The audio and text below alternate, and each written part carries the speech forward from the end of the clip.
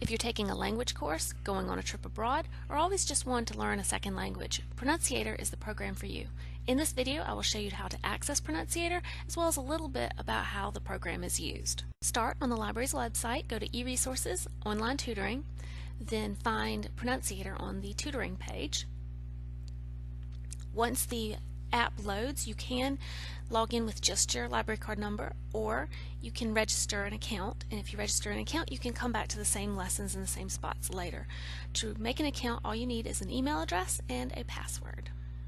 There is a mobile app for smartphones and tablets, or you can launch the program in your web browser.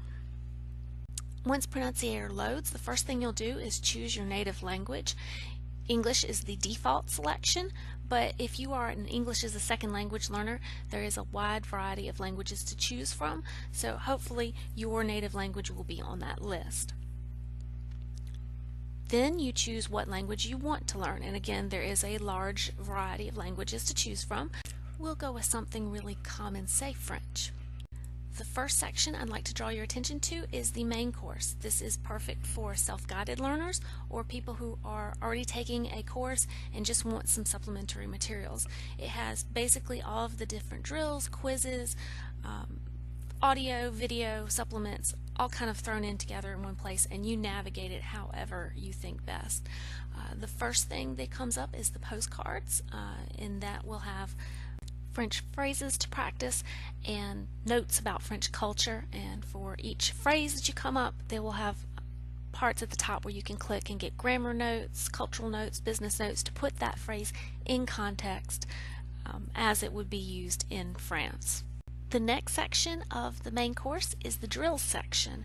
Like the postcard section, it will provide you French phrases to learn and practice, but instead of giving you cultural context, it gives you various ways to practice reading comprehension, listening, speaking, and writing. You just select what type of practice you want to do from the list of possibilities across the top. And you can get even more options for how to practice by going to the drop downs at the upper left corner.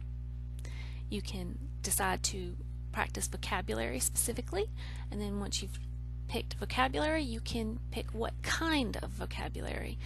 This is a great way to get to drills that match up with what you're currently studying in a class you're taking. And if you're tired of using the typical flashcard method of study, you can do a variety of other things from this menu. For example, words on the street, where it gives you a real street scene and you can pick out the vocabulary words based on the photographs. You can also do language learning with video clips. You just select video clip and select a scene, and it will play the scene with French and English subtitles so that you can review the language. And for all of these different drill sections, there are quiz sections, so you can click over to the quiz section after you've done the drill and see how much you've learned. The next section is the audio section, where you can download an audio file to listen to later so that you can continue your practice even when you don't have an internet connection. In the phrasebook section, it provides PDFs for you to download and study, and the Pro Radio actually has popular songs from that language for you to listen to.